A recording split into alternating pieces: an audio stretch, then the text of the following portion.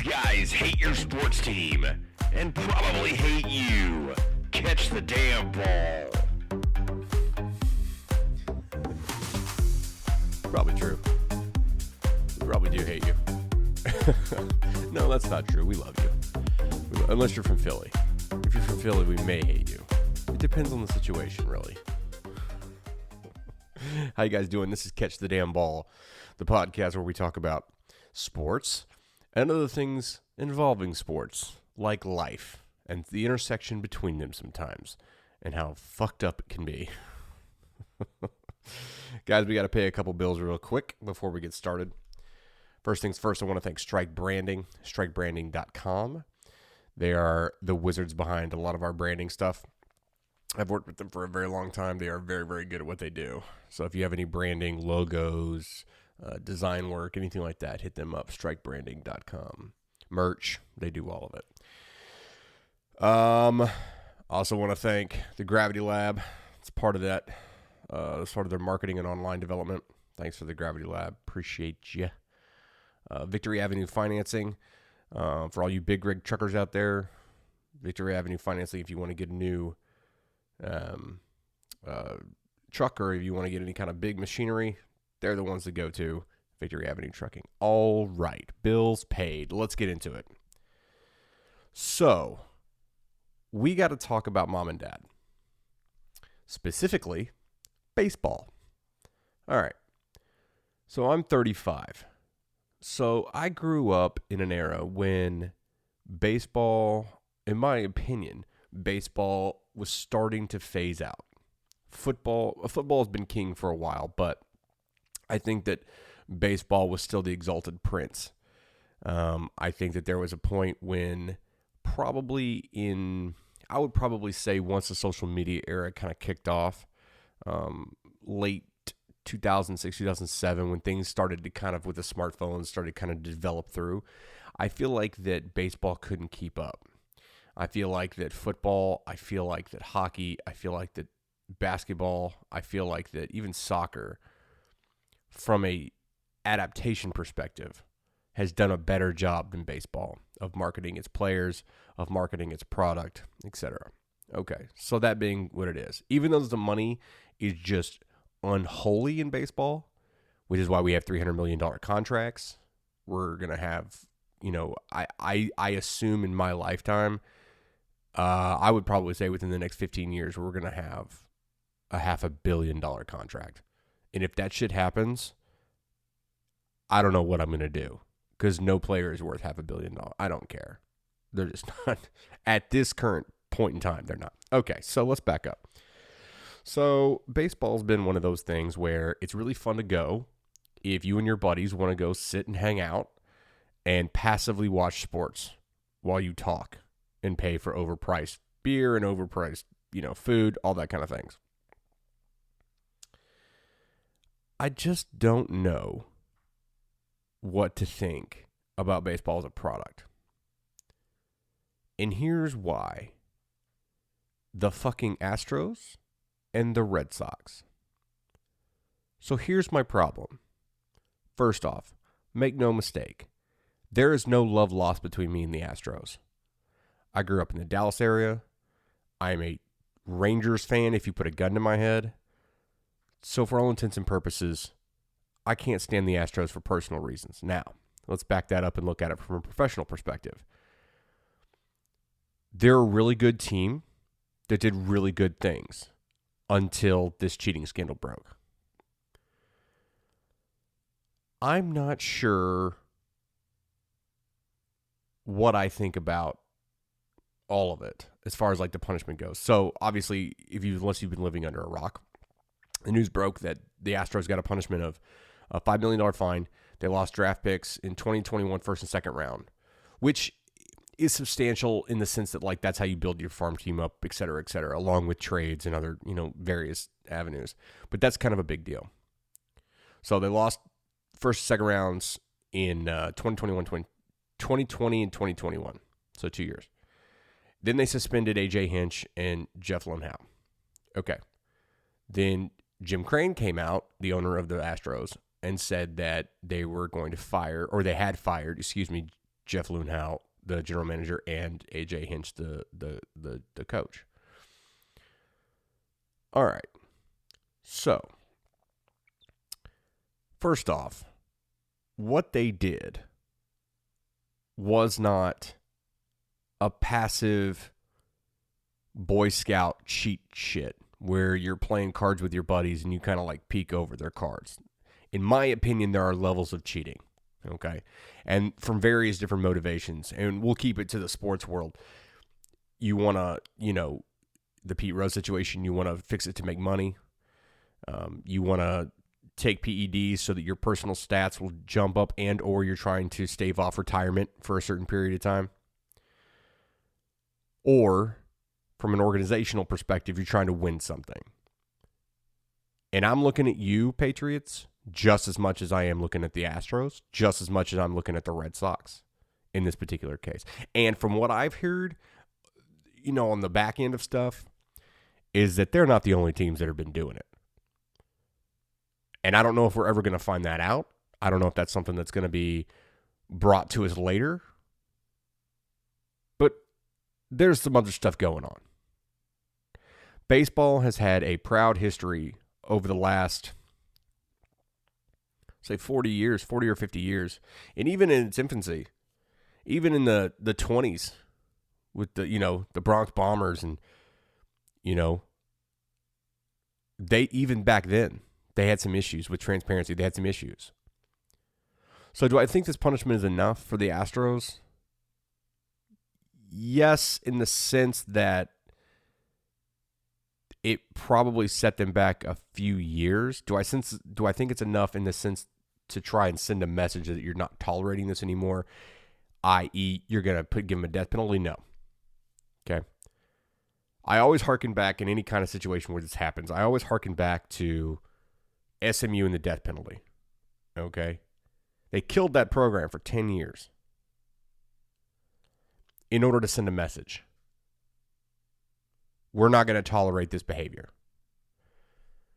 I'm not saying that it needs to be that extreme in this case, but I also don't want people blowing it off as, oh, everybody's doing it, so we're just the ones that got caught.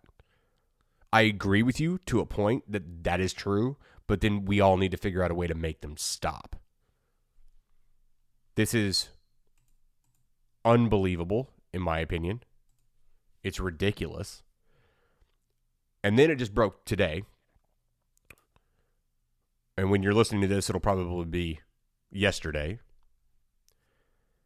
that the Red Sox have mutually parted ways with Alex Cora, who, from everybody that's coming from this, is saying that was part of the mastermind group that kind of came up with this strategy of the trash cans beating, when they're throwing off speed pitches and such, using the tech and all that kind of thing. So I'm not exactly sure why. I'm not exactly sure what they're going to do to Alex Cora, but I guarantee you this: it better be more than what they did to AJ Hinch. They better send, and here's why MLB can be smart about this. Okay, here's why Major League Baseball, its commissioner, everybody can be real smart about this. They gave out a punishment for the Houston Astros. Now they get a chance to see the PR on it. Did people like it? Did people not like it? Are they going to do something else? Now they can adjust their tactic accordingly. If everybody was up in arms and they said that's not enough, blah, blah, blah, guess what, Alex Cora? You just became the scapegoat. Also, this shit about them not punishing players. Okay, to a point. All right, you don't want to kill the whole team? Okay, I get it. You don't want people like Alex Bregman, Carlos Correa, Jose Altuve. On the Red Sox, I'm not sure. Maybe Mookie Betts, the one they just gave a big contract to. Whoever's involved, you don't want your marquee players being benched. Okay. All right. I'll buy that for $1. Okay. But let me tell you something. Carlos Beltran is now the coach of the New York Mets. As a New York Mets fan, I want to know what you guys think. Hit me up on Twitter. Please catch it or catch the damn ball. YouTube, catch the damn ball. Instagram, catch the damn ball. Hit me up. I want to know. I want to know, as a New York Mets fan, how you guys feel about Carlos Beltran being your coach. When he, from all perspectives, is showing that he was just as guilty as Alex Cora in facilitating this, as well as A.J. Hinch and Jeff Luhnow. Okay? This is pretty serious, guys. We're starting to tread into a situation where baseball as a sport cannot keep up with society in how it deals with technology. It's such an analog game. Analytics within baseball has split, in my opinion, the old guard with the new. Technology in baseball hasn't figured out how it wants to be used in game. You've got some of the old guard, the old coaches that are, I'm going to go with my gut. I don't care what your analytics say. It's a 3-1 pitch by this particular pitcher we're going to take. Whatever. I don't care. But baseball better figure it out. And they better figure it out real quick what they're going to do with this tech. Because boys and girls, if they want to start paying people $350, $400 million of profit share, and they got a real image problem. Make no mistake, Major League Baseball has a real image problem. A real image problem. Okay? They've got more. Okay, that's not fair. They've got a lot of domestic abuse cases that have gone through them. They've got a cheating policy. They have a cheating policy in place. If the NBA and the NFL has a cheating policy in place, I don't know. I don't know if they do. That's my point. Because I rarely hear about it unless it's the Pats, the Patriots. In an NBA, the last time I heard about a severe cheating allegation was Tim Donahue. He was a fucking referee. So I don't know. But in baseball, I know. In baseball, I know. 90 days for the first one. 90 games, rather, for the first one. I don't know what baseball needs to do, but they need to figure it out. Now, if you want my opinion on how you fix some of this cheating, specifically, let's talk specifically with the sign stealing. The PEDs, man, that's something that's been around since the beginning of time, and that's in all sports. So I kind of that's a zero-sum game for me as far as the PEDs. Because it's in everything. Everybody does it. Everybody takes it. I mean, Lance Armstrong did it. It's been, pretty prevalent in the NFL. It's been pretty prevalent in baseball. Obviously, baseball was the poster child for it, for sure. It's been in MMA. It's been in boxing. It's been, it's been soccer. It's been in everything. So, to me, the PEDs is kind of a systemic issue within sports. Everybody wants to pad their stats. Everybody wants to be the best. Everybody wants to be better than the next guy. And everybody wants to hold off retirement for as long as humanly possible because A, they love to play the game. B, they love the attention. C, they like the money or the women. Whatever the case is, whatever your motivations is, whether financially or whether financially or professionally, that's your business. Okay? The PEDs I kind of actually get from a general perspective. Now, specifically to baseball and the sign stealing stuff, which has been going on pretty significantly, which is why in 2017 the commissioner issued a warning saying, don't y'all assholes keep doing this shit. I will catch you and I will punish you. Now, was this punishment a slap on the hand? I think it was a little more than that. Was it extreme enough? I don't know. I think time will tell. I think we'll see how the Astros fare. I think we're going to start seeing the effects of the Astros immediately in the next year with the skipper change, with whoever they're going to hire as their head coach and their manager. But I don't know. I don't know. I think within the next 3 years we'll see the difference, and whatever punishment is levied against the Red Sox, I think we'll be able to see that. Okay. I think within the next year or two. Obviously, independently, the new manager is going to come in, and that's going to be you know, I think that's going to be the immediate difference, but they still all got the same players and they still know how to play baseball. So I think we're not going to see with draft picks and with, I don't think the fine was anything. I think the fine was a little bit ridiculous. You want to hit them, hit them. I've never understood a fine that doesn't do damage. You know what I mean? Like, if anything, that was a warning shot, a $5 million fine. Come on, guys. These guys are billionaires, most of them. A $5 million fine? Come on. So I think that was a little bit, you know, okay, cool, $5 million fine. You want to hit him, hit him. Give me a $50 million fine. Okay. They're not going to do that again. For sure. $30 million fine. Take a player off their roster with the fine. All right. But how do you fix it? How do you fix the sign stealing? Well, I've got an idea. My idea is pretty progressive. And it's out of control, which is why it's my idea. So here's my idea. Why don't now? And I understand that there's obviously issues with every plan, but this is my idea. What are we doing still with? So effectively, here's the deal. So first, you have to dissect what an actual pitcher does, and within his communication to the catcher. Okay. So there's a couple of things that they look at. I used to pitch, not Major League, not Collegiate League. This is just, I used to be a pitcher in high school, and then I enjoyed watching pitching and kind of dissecting the chess game that is the pitcher and the batter. So basically, this is the information that is being relayed between the pitcher and the catcher.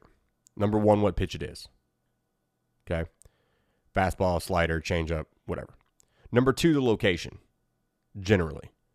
Do you want it inside? Do you want it outside? All that kind of stuff. Those are the two main things that are being relayed. Also, do you need to do a pitch out? Throw it to first base, throw it to second base. And sign stealing from an analog perspective has been around since the beginning of time. I mean, it's something we were all taught, in Little League. Try and pay attention to the sign when you're on second and third. Check out the signs of the third baseman when he's sending it to the batter. All that kind of stuff, trying to dissect that. Okay, there's a little bit of a nuance to that, and I actually kind of appreciate that, trying to figure that out. Okay, I'll buy that.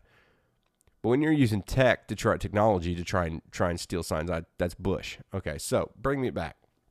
That's the information that they're trying to relay. They're trying to relay what the pitch is and the location. And sometimes they may need to go up there and discuss like the situation, like if we do this, we're going to do this, et cetera, and change the signs up because potentially they're reading the signs. How come we have never,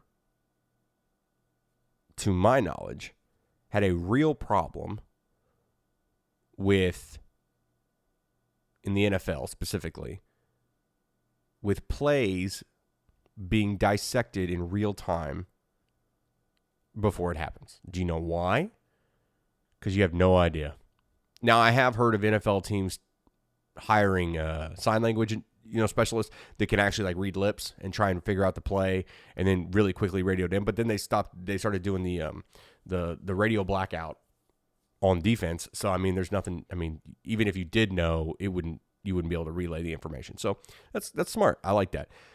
So why don't we take it to baseball? Why isn't there some sort of, and I understand this is going to change the game fundamentally, and there's a lot of, old heads that really don't like changing the game of baseball. But sorry, dude, it's broken, so let's try and figure out something. Why isn't there a pitching specialist in a dugout or in the boxes, just like an offensive coordinator or defensive coordinator for, college football or National Football League, with a call sheet and then headphones or like an inner earpiece for a pitcher and a catcher. Catcher wears masks. They can fit a mic in there. And the pitcher. And literally just say, fastball up in. Get one of these, an old catcher, somebody that understands the game or pregame. You go through this kind of stuff in the moment. And if they can shake it off just like anything else, you can look at them. Hey, I want a fastball. No.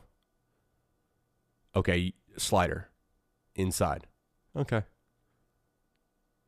Just nod at them. I don't think that's a hard fix. And then you can't steal signs because there are no signs to steal. Now, I know there's a lot of people that are they like watching the chess match between the catcher and the pitcher and the batter and all that kind of stuff. And I do too. I'm a big fan of that. But at some point we have to sit there and say, when are we going to catch up with the times? How are we going to fix this? Now, of course, it's not perfect. You can intercept stuff. Totally get that. But it's more of a new way of cheating than an understood way of cheating, like the ambiguity of sign stealing, which has been around since the beginning of time, and some would argue is part of the game. Not to the extreme the Astros did, and not to the extreme level the Red Sox did, but it's been around since the beginning of time. And again, some would argue it is part of the game, essentially and fundamentally. So what do? You change the game, essentially and fundamentally. You do something so crazy that you would have to set new rules and new guidelines. Hey guys, we're going to put a little headset earpiece in your guys' ear. This is what we're going to do. And then if somebody goes through the trouble of intercepting that broadcast or that signal, and then somehow manages to signal it to the batter in time for the pitch to go off, well, that's a pretty, you've outdone yourself, sir. Then you go to jail. The figurative kind. You get banished. Pete Rose style. I think that's pretty adequate. And honestly, I don't know why we haven't been doing it before. We're already experimenting with robot umpires. The strike zone is the strike zone when it's the strike zone. Makes sense to me. Let's take a little of the human error out of it. Okay. That's my take. Also, fuck the Astros. Red Sox, they haven't levied the punishment yet. Obviously, they kind of going to... And here's another thing about the Red Sox real quick. I feel like they went ahead and got ahead of this by firing Alex Cora. Now, obviously, if they suspend him, that's a suspension for Major League Baseball. That's not from the Red Sox, so I need to be very clear about that. So I'm sure that a suspension is coming. Will it be a year? Will it be 2 years? I don't know, because he was considered one of the ringleaders for both teams, and both the Houston Astros, because he was an assistant with them before he went on to be the manager for the Red Sox. So I'm not sure exactly what they're going to do, but it's probably going to be a little harsher than what they... And I don't... Also, by the way, I don't like the word harsh. Harsh would entail that it was worse than it should have been. The punishment was what it was. I don't think it was harsh. I think it was fine. I don't like when people say it was the harshest punishment in Major League Baseball. No, it wasn't the harshest. It was one of the biggest. It was one of the longest. It was one of the most, it had the most suspension. It had the most money fine. Whatever you want to call, be specific, but it wasn't harsh. Okay? I think Red Sox were smart from a business perspective to get ahead of this and get rid of Alex Cora. And there's a lot of people going to say, oh, well, it was a mutual. Man, come on, man. It was not mutual. The Red Sox marched his ass in there and said, Slick, we're going to let you go, but we're going to say that it was a mutual thing. That's exactly right. They let him kind of have last words and say, I wish to thank the organization and my family and all that kind of stuff, which they did. So they kind of got ahead of it. I don't know if it makes him look any better. I don't know if it makes him look any worse, but I don't know if it makes him look any better. It's kind of one of those things like, meh, okay. Yeah, I kind of figured. The next thing to think about within that is like, who's going to get a job first? Jeff Luhnow, Alex Cora, or AJ Hinch. Now, I don't know what they're going to do with the GM over there in Boston, but I think we'll see. I don't know if Alex Cora was long enough to do anything damage within the GM's scope, so we'll see on that. But it is interesting to kind of see who gets the job first. I think AJ Hinch will probably get... Alex Cora and AJ Hinch will probably get jobs before Jeff Luhnow will. They both have a World Series under their belt. They both have a track record of winning. Cheating or not. Also, hit me up on Twitter. Hit me up on Instagram. Let me know if you guys approve or disapprove of them keeping the World Series for the Astros. The Houston Astros. By the way, I hate the Astros.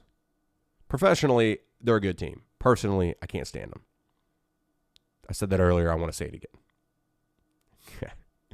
All right, guys, let's move on. College championship a couple days ago. Let's chit-chat about it. So LSU took on Clemson for the effectively the college championship. Not effectively, it was. Joe Burrow did some stuff. He played some sports, and he did pretty good. The stat line, just to put it in perspective, before the game, Joe Burrow had 55 passing touchdowns before. Okay, he needed 58 to break it. I believe it was held by the quarterback for Hawaii. I can't remember his name now. He had 56. Yeah. He had almost 5,200 yards, right around there. The dude was a baller beforehand. And if anybody sits there and says that this wasn't the greatest season for a college football team, I would argue against it. It is. It is. Specifically, though, in the game. And here's why it is. Heisman winner. They had the Blitnikoff winner, too, over there. Undefeated. And their strength of schedule was tops. Clemson, I think, played a few gimmies. A lot of the SEC guys play little gimmies. LSU didn't play any gimmies. They started the season off against Texas, which, is not automatic when you start the season off. Now that we know, hindsight being what it is, they were going to wreck anybody, which is why I took them. I'm not an LSU fan. I'm not a Clemson fan. But that team, LSU, they weren't going to lose. Now, they started off kind of rough. It started off kind of rough for both teams. The offenses couldn't really get going. And then it did. So, Joe Burrow, in the college championship game, he went 31 for 49. He had 463 yards. He had a 63.3% passing completion percentage. 5 TDs, of which he ran for one of them. He had a QBR of 97.5. That's a lot of information. And I think I got that wrong. I think he got 6 TDs, 5 passing TDs. Excuse me. 5 passing touchdowns, 1 running. So he had 6 TDs completely, 6 touchdowns total. Pardon me. And he rushed 14 times for 58 yards. So total, he had right over 500 yards, a little north of 500 yards. That's bananas. That's bananas. Even in this era of the air raid. Okay? LSU had the best season I've ever seen in my life. And I didn't watch that much LSU football. Do you know why? Because towards the middle of the end of the season, they were automatic. I was like, okay, I'll see him in the playoffs. Oh, yeah. I'll see him in the playoffs. Yeah, oh, that's neat. What did they do? Oh, cool. New record? Oh, that's awesome. Joe Burrow broke that touchdown for a season record in the second quarter. Okay? That dude's a bad man. He's a bad man. He ended with 60 for the season. And again, he had a QBR of 97.5 in that game. Clemson ain't no slouch, kids. And this is the thing that sucks. This is the thing that's crazy about Clemson. Trevor Lawrence hadn't lost a game as a starter. Isn't that nuts to think about? Can you remember, like, back when you were in high school? Or even when you were in college? Because a lot of us didn't go to colleges where they had these kind of runs. Can you imagine not losing for 2 years in whatever sport you were doing? That's crazy. When I was in high school, if we lost, it was, it's every other day. Probably because I was on the team. But it was every other week, Or, we go 2 wins, 1 loss, 3 wins, a loss, If you cranked out 4 or 5 wins in a row, you were royalty. Very rarely did it go undefeated. Nowadays, obviously, it happens a lot more frequently. But back when I was, growing up, and I'm not that old, it was pretty rare to do that. The dude hadn't lost in 2 years. This was his first loss as a starter with Clemson. That's crazy to think about. And Joe Burrow made him look. Okay, look, to be fair, Trevor Lawrence looked bad. He looked rough. He had an off game, but that's all it was. Now, was it the biggest game of the season? Yes, it was. Will he be back next year? Yes, he will. Are they going to be the favorites after Joe Burrow leaves for the NFL and becomes the quarterback for the Cincinnati Bengals? Yes, they will be. Dabo Swinney's got that shit handled. He's got it handled. They won't do that again. Now, I don't know if we're ever going to see a season like Joe Burrow and the LSU as a complete team in a long time. That was historical on hit every mark. Every mark. And big props to Ed Orgeron, too, by the way. The Ohio State, I think it was, I can't remember who it was. Somebody, passed on him. Even LSU was kind of passing on him until they kind of just took him. Come on over. Can't understand a word he's saying. Except for Go Tigers, only because he says that after everything. So, the only thing. Good game. Go Tigers. And that's a really bad impersonation, and I apologize for that. But nobody understands what he's saying. But you know what? Doesn't matter as long as his message is getting through. That dude has a message, and it works. But Clemson will be back next year. And I think they're going to be the odds-on favorite to win it again with Trevor Lawrence at the helm. Joe Burrow is an NFL quarterback. Now, to this point, what kind of NFL quarterback will Joe Burrow be? Well, that entirely depends on Cincinnati. Good old Red Rockets gone. Coming in, Joe Burrow. Will he be the kind of David Carr, where he's a high draft pick, and they have no offensive line, and he spends half the time on his ass? That's what I don't want to see. I'm a passive Cincinnati Bengals fan. Passive. I have some friends that are Cincinnati Bengals fans, so I passively root for them. They're my mistress team. I'm curious to see what Joe Burrow is going to do there. I'm curious what the coaches are going to scheme up for him. It's going to be interesting, for sure. I do like the story.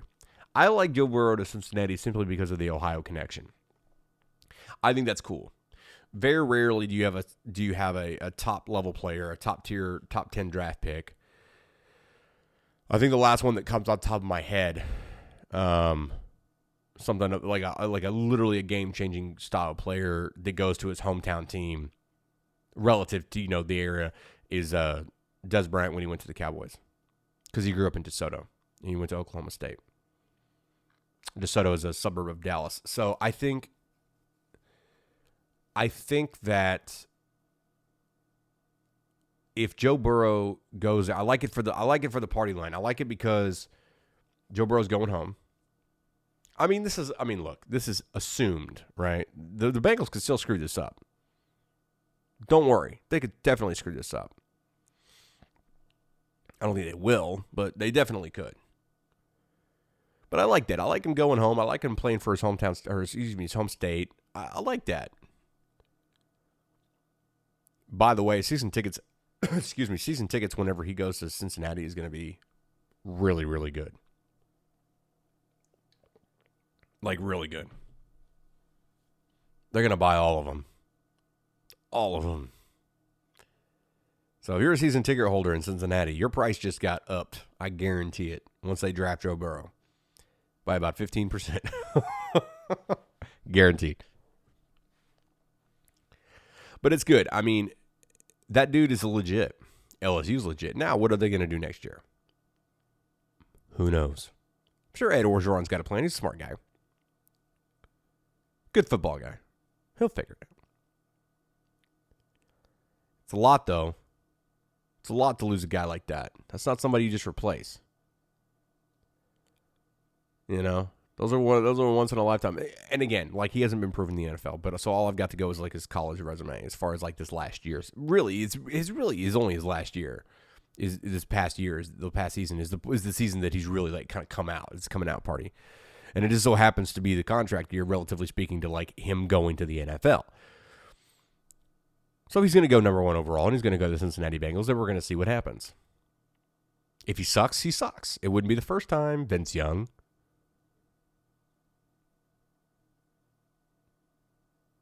Jamarcus. Wouldn't be the first time.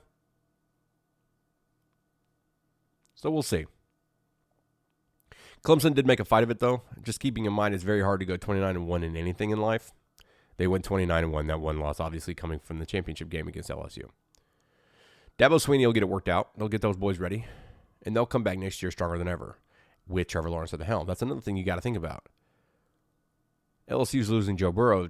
Clemson is not losing Trevor Lawrence. Okay? He's coming back for another year. And I don't know, and Tua's obviously leaving. I don't know if there's anybody. Jalen Hurts is leaving, I think. I don't know if there's anybody in the SEC or Big Ten that is potentially a rival against Trevor Lawrence. They could make it competitive. I know Georgia's always got a good team. I don't know. We're going to have to see. Jimbo Fisher and A&M better figure something out quick, though, or else his ass is going to be out, too. The SEC is not a patient division.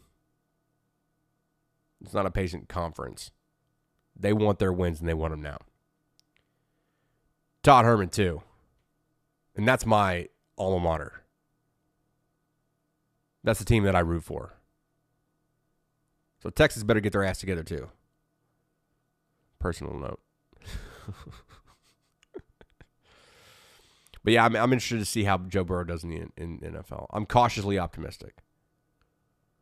And if you could get a Cincinnati versus Cleveland game, I'm watching that shit. Stefanski over there with Cleveland now. Yes, sir. He gonna coach him up.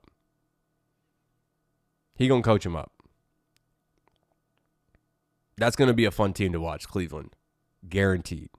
Which is a perfect segue into the NFL talk. So we had the Titans beat the Baltimore Ravens. Yeah, that was interesting. For sure. Didn't think that was going to happen. Glad it did. Not because I'm a Ravens hater, just because I like a little mix-up. I like Cinderella stories. I think we all do that don't have a rooting interest.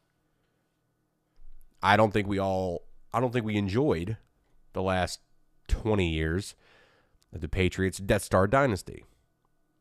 Unless you're from Boston or the New England area. In which case, I'll excuse you from the room. But the rest of us, we really are not big fans of that shit. So I think it's kind of nice to see the Tennessee Titans take on a little bit more of a prominent role. They're, again, small market team, relatively speaking, to the NFL. Ryan Tannehill kind of coming in, taking over from Marcus Mariota, which, by the way, Tannehill looks good. He doesn't look like a backup quarterback. He's going to get paid. But see, this is the problem, right? So this is the Nick Foles situation, right? You have a backup that comes in that was a starter someplace else, came in, was a backup, takes it to the, takes over, and they're going to pay him a boatload of money. He's going to get paid somewhere. Not sure where, but he's going to get paid. They may pay him to stay in Tennessee and be the starter there and have Mariota on the bench. I don't know what Mariota's contract situation is, but they're going to pay Tannehill. Somebody's going to pay him a lot of money. It's going to be interesting, though, to see what the Titans do coming up. Because they're playing that bad man, Patty Mahomes.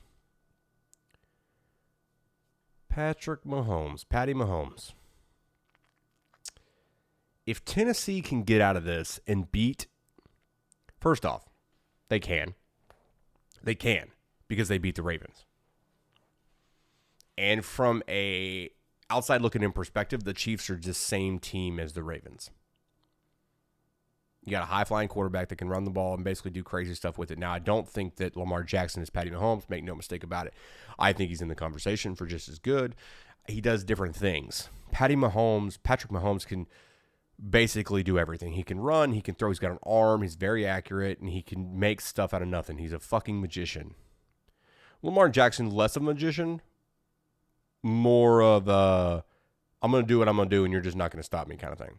Everybody knows what he does. He's going to run the ball. He's going to throw the ball very well. Patty Mahomes is more of a, watch over here, and I'm going to do a backflip and then throw it over here to Travis Kelce. So it's going to be interesting. It's going to be interesting to see how the Kansas City defense, which is a bend-don't-break defense, keep in mind, they overcame an almost 30-point deficit against the Houston Texans to come back and win. Now, is the Tennessee defense stout enough? That's the question. They were stout enough against Lamar Jackson. And I don't want to hear this shit about, Lamar lost the game more than the Tennessee Titans won. No. Yes, did he make some mistakes? Absolutely. But the Tennessee Titans won the game.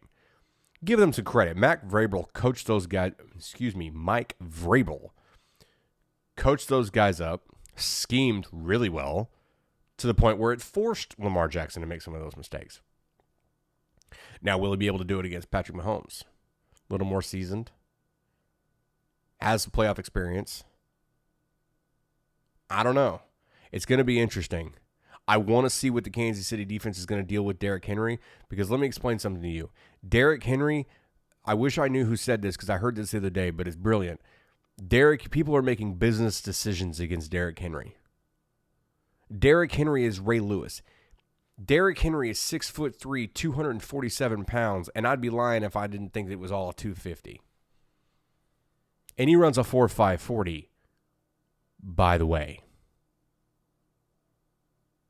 So can the Kansas City defense keep up with Derrick Henry? Now, flip side of that coin, can the Tennessee Titans defense keep up with Patrick Mahomes? And I think both are valid questions. I think that one is a little more of a question mark than the other. I.e., nobody's been able to keep up with Patrick Mahomes, generally speaking. This has been a little bit of more of a down year compared to last year, which is expected. I mean, you can scheme a little better. You've seen him enough times, all that kind of stuff. Still a reigning MVP. So I don't know. I'm looking forward to the game. It's hard to pick against Kansas City when they're going up against an unproven team, a team that doesn't have a lot of playoff experience, a team that is using a backup quarterback, a great backup quarterback. I think he should be a starter. He's going to be a starter somewhere, but I don't know. Now, Ryan Tannehill has the experience, but he doesn't have a lot of the playoff experience. So I don't know. Look, is it the smart play to bet Kansas City? Absolutely, 100% it is. Is it the play I want to do? No. I want to bet Tennessee. I like Tennessee. But all it takes is one, man. And here's another thing, too. This is something that I don't think the Houston Texans had that the Tennessee Titans do have. The Tennessee Titans can slow that game down. They can chew clock, which is, in my opinion, the Achilles heel to the offense that the Chiefs run. Now, Chiefs can score a lot of points in a very quick amount of time. They did 50 in effectively 2.5 quarters. Okay, they didn't even need the whole game to put a 50 spot up. So they can move fast and strike hard. But can they do it whenever the Tennessee, let's say, for example, let's just map this out real quick. Let's say that the Tennessee Titans jump up to a lead real quick. And this is the only way this will work, because if Kansas City jumps up to a lead first, it might be over early. Because they're not going to stop. Patrick Mahomes isn't going to stop. Travis Kelce isn't going to stop. Andy Reid's not going to stop. They want to make a statement, especially Andy Reid. I think Andy Reid, in my opinion, is going to try and make statements as they win. Because I think there's a little bit of a stigma attached to him that he can't win the big games. So I think that if he can put up a 40 spot, 50 spot every single game, he's going to. I think he's going to run it up, which I have no problem with. There's some people out there that have a real problem with running up the score. I'm not one of them. If my team's losing by 50, I want to know so I can leave. If my team's winning by 50, I want to know so I can, jeer and trash talk and be a general degenerate in general. So Nobody likes to get beat by a field goal in the final seconds. It's just heartbreaking. I'd rather get beat in the second quarter by 50 than, at a field goal, in the final seconds. So there's that. I think that if Kansas City jumps out first, and I mean by jump out, I mean 2-3 touchdowns early, it's gonna be a tough sell. And here's why: I don't think Tannehill can keep up with. Well, I know Tannehill can't keep up with Patrick Mahomes. If it turns into an air raid situation where it's like, oh, we just got to air it out and hope to God they can catch it and run with it, Tennessee's not going to be able to keep up with that. Now, if Tennessee gets up first and Kansas City's playing from behind, okay, now you have my attention. Because Tennessee, they get up a score, a 2, they keep it a 14-point game. They're going to run that clock. They're going to make Patrick Mahomes be Patrick Mahomes. And if he's not Patrick Mahomes, a la a magician, a la somebody that can put up a 50 spot in 2.5 quarters, then they got a real problem. I think that's going to be the key to the game. I think that if Tennessee Titans can score first and they can milk that clock and really show. Now, this is on Mike Vrabel. He's been criticized for bad game management in the past. So if he can do this, and the lights are going to be brightest. One game away from the Super Bowl, baby. Then yeah, I think they can do it. But if Kansas City gets out first, you're done. And you don't answer back. If Kansas City scores first, and then you go 3 and out, and then Kansas City scores again, I think it's over.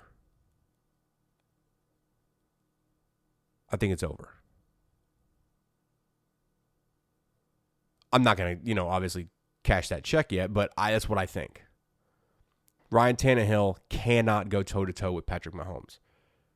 Cannot. If he does, and that happens, I'll gladly eat crow. But it's not going to happen. I'm not saying Tennessee can't win. I'm saying Tennessee has to play their game, which is get the ball out of Patrick Mahomes' hands for as long as humanly possible.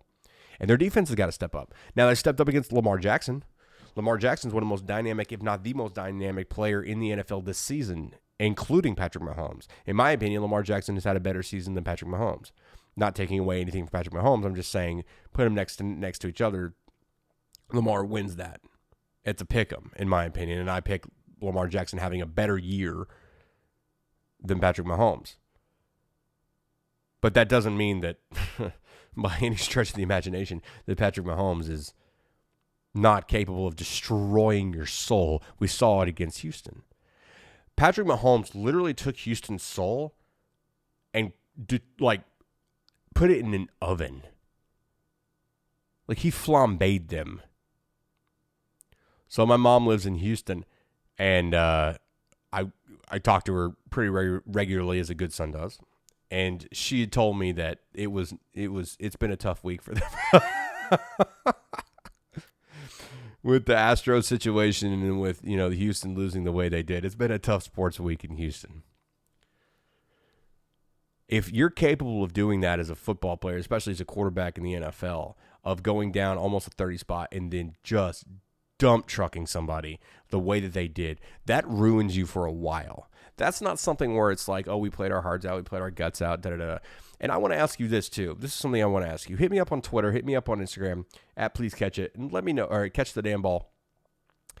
I want to know if you think that loss with the Houston and Kansas City, I want to know if that was worse than the Super Bowl with Atlanta and New England.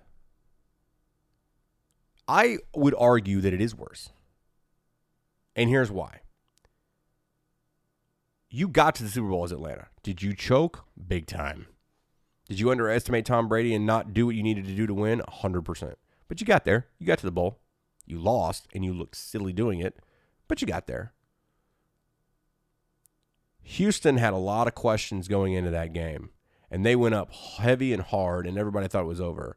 And then you let Patrick Mahomes essentially just say, yeah, no, we're going to go ahead and break all these records and do all this stuff. And Travis Kelce just say, whatever. Coverage, what's coverage? Give me the ball. I'll handle it. Is that going to happen again this time? I don't know. It's almost like they planned to do that against Houston. You know? You know, like when you play like your kid brother in like Madden or whatever, in anything? In my case, it was my little sister. And you're kind of letting her win, and then they don't realize that you're letting them win. And then they start talking. I'm going to beat you up. I'm so much better than you. Yeah, okay. I got you. And then you start just X, Y, X, Y, X, Y, up, down, X, Y, X, Y. And you torch them. Then they go run and tell mom and you get grounded. That happens. Happened to me. That, I feel like, is what Patrick Mahomes and the Kansas City Chiefs did to the Houston Texans. They literally played with them.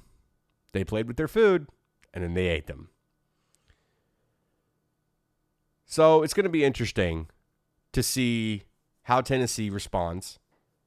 Or not responds, how Tennessee handles the Kansas City Chiefs. Because the Baltimore Ravens were a big ass. Now, another thing you got to think about is, like, are they going to have anything left in the tank? This is obviously the third game. They beat the Patriots, which I think a lot of more people this season thought that they were going to beat the Patriots than if it would have been even last year. Because Brady's washed. Sorry, New England. I told you could leave the room if you need to. Brady's washed. They don't know what they're going to do with him over there. I don't know what they're going to do with him. If he retires, I don't know what they're going to do in New England. If he doesn't retire, then I don't know. I mean, that's a whole other can of worms. I don't know what they're going to do with Brady. But to that point, I kind of thought, back to my original point, I thought that Tennessee was going to beat them. They just look better.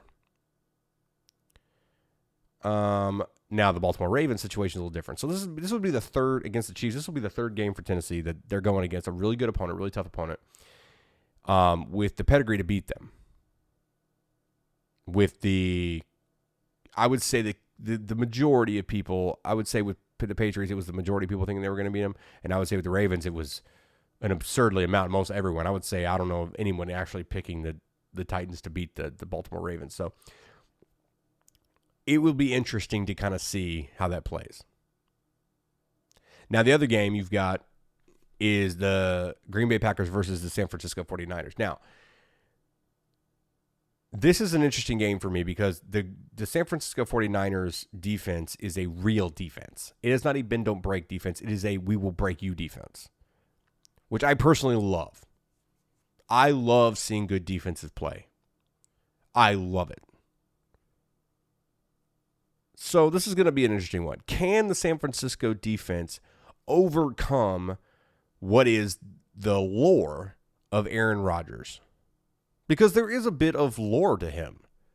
As a Cowboys fan, I know intimately that lore. He's done it to us. The dude needs to take up real estate at AT&T Stadium. So I think it's going to be an interesting game. If San Francisco lets their defense pin their ears back, which I have no doubt that they will, pin their ears back and just go after Rodgers, go after him. Is he at the point in his career where he's gonna make that vital mistake? On the other side of it, are they gonna let Aaron Jones? Because you gotta kind of pick your poison with Green Bay this season. It's either gotta be Jones or Rodgers. Pick it. If you commit to the run, Rodgers will beat you. If you commit to Rodgers, Aaron Jones has shown that he will beat you. So you kind of have to pick what you're going to do. I think that the San Francisco defense is one of the few defenses in the NFL this season that can handle both. I do. And it's going to be interesting to watch. Because Aaron Rodgers is a coach within the huddle. I think he works a lot better with Matt LaFleur than he did Mark McCarthy. I think that within the scheme, he works within the scheme this time instead of like maybe necessarily drawing stuff up in the dirt like he did before. So I think that but make no mistake, if a play breaks down or something is he doesn't like, Aaron Rodgers has the veto power to say, all right, you go run a dig route, you go run an out route, you go block this guy. We're going to win. Because he's done it before many times. So there's this stigma around him. There's this feeling about him. I don't think the 49ers care. And I think this is their time to show that they can go against an elite quarterback. Because here's the deal, is if they beat Green Bay, and let's say that Tennessee loses, and I'm saying that to say, not saying that I think they'll lose necessarily, but I'm saying the odds are not in their favor. So let's just go ahead and say that the Chiefs win, and let's say that the Niners win. Now you're having a Niners-Chiefs Super Bowl. Well, guess who else is a really good quarterback? The Chiefs. So I think this will be a good prelude to dealing with whoever they do. I mean, if they deal with Ryan Tannehill, if they win and then deal with Tannehill in the Super Bowl, I mean, I think that is what it is. But the way it looks on paper as it stands right now, which obviously we were wrong about the Baltimore situation, but as it stands right now, Patty Mahomes will go to the Super Bowl. Not saying I'm picking against Tennessee. I don't want angry emails, guys. I'm just saying, whatever. So I don't know. We're going to see. I think that Green Bay has a little bit of the edge simply just because of the postseason experience that Aaron Rodgers and the constabulary there has. Not Matt LaFleur, but there's a lot of people there with a lot of playoff experience. So they kind of understand. And that dude's a cool cucumber, man. He's a cool think what you want about him as a person. That dude is a cool cucumber under pressure. So I think we're going to see a lot of that. My picks, I pick Chiefs over Titans. Don't want to pick it, but I'm going to pick it. And then I'm picking San Francisco over Green Bay just because I think their defense is going to be too much for Aaron Rodgers and Matt LaFleur, first-year coach, to overcome. All right, guys, at the end of every show, we do this thing called Rant of the Day, where we pick a random sports topic, and we do a little bit of a rant. Today's rant is our good friend Antonio Brown. Where to start? Something's wrong with him. And I know that's kind of stating the obvious, but I want to dig a little bit deeper. He's not well. In the same way that any mentally impaired human being is. Look, I struggle with my own mental problems. I think a lot of mental illness and mental awareness is a big thing for me. It's a thing for a lot of my friends that I know. Being aware of yourself and your shortcomings and the things that you need in life to make yourself feel better. Always love yourself. Always know your boundaries. Always, stick up for yourself within yourself and know what you need to do. And part of that is going to therapy and also understanding that, there's points of growth in everything. And there's also points where you don't need to give up certain things. There's some things you need to fix, and there's other things that maybe other people need to fix. And you just don't need to be around the toxicity. Antonio Brown needs help, legitimately needs help. The dude went off on another tangent about the police. I think it was Monday. The PAL, which is the police department down there in Florida, has since rescinded their affiliation with Antonio Brown. Gave back a donation that Antonio Brown had given them. Severed ties. The dude, you hate to see it, but it reminds me of Terrell Owens, but I don't think Terrell Owens was as bad. I think at some point Terrell Owens kind of woke up and was like, it is what it is. I don't know if Antonio Brown will ever wake up to that. He's got this pending lawsuit against him. He's been cut by 2 teams just this season. He's got another lawsuit against the Raiders to recoup some of his money that he was, that was part of his contract. But he keeps doing crazy shit. Like batshit insane shit. And I don't know if he's just got a bunch of yes men around. I don't know if they're scared to say something to him. I don't know if he's got anybody around. But somebody that he listens, and that's the thing, right? Is like, who does a guy like that listen to? I don't know. Is it going to take him going into a wall 90 miles an hour, not literally, but figuratively, within his life for him to figure it out? I don't know. Will he ever figure it out? I don't know. I've known guys like that in the past, obviously not professional athletes, but dudes like that have zero self-awareness. And I would say about 80% of them are still kind of that way. There's a few of them that kind of figured it out.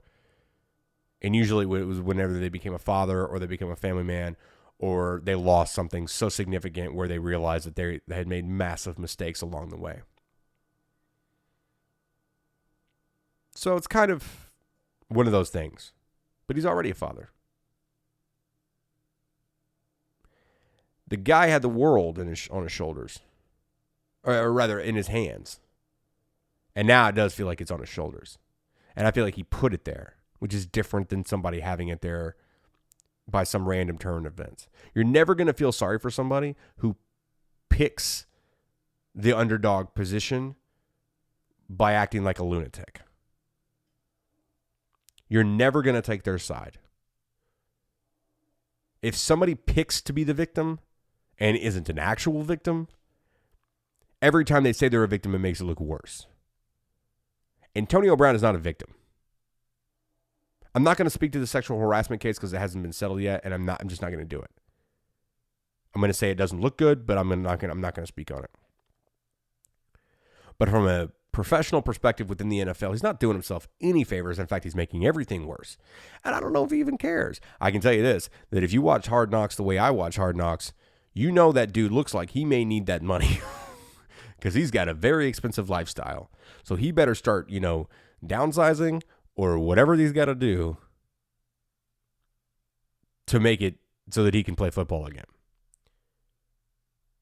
Is he going to go play in the Canadian League for a little bit? I don't know. But he's got to get his shit together. And to be honest with you, I don't know if he ever will because no one will ever stand up to him. Hopefully he will. Hopefully he will be able to play in the NFL again because I love watching him play. He's a dynamic electric player. It's sad to see, but at the same time, I don't feel sorry for him at all. He brought in on himself. I can't talk. It's fine. He brought it on himself. So we're going to see. But if the last 6 months, specifically the last 3, are any indication, he's never playing in the NFL ever again. He's never going to get a job in football ever again. Whether that be an analyst for a station, whether that be in front office, whether that be as a coach, whether that be as a player on the field. As it stands, his relationship with the NFL is so damaged that I doubt he'll ever play again. He might. He's still good enough. He might. There's some teams out there that take risks. But he's got to stay out of the headlines. Somebody get Antonio Brown some help. That's my rant of the day. Hey, guys, the website's not quite up yet. It will be up in about a week. It will be catchthedamnball.com. On that, we will be doing live shows throughout the United States. If you want your bar or your neighborhood sports bar to host us, right now, hit us on Twitter, DM us, and tell us the name of the city that you're in and the bar that you want us to come to, and me and the boys will show up. Once again, my name's Stevie Rogers. Thanks so much for listening. This has been Catch the Damn Ball. I will catch you guys next time. Later.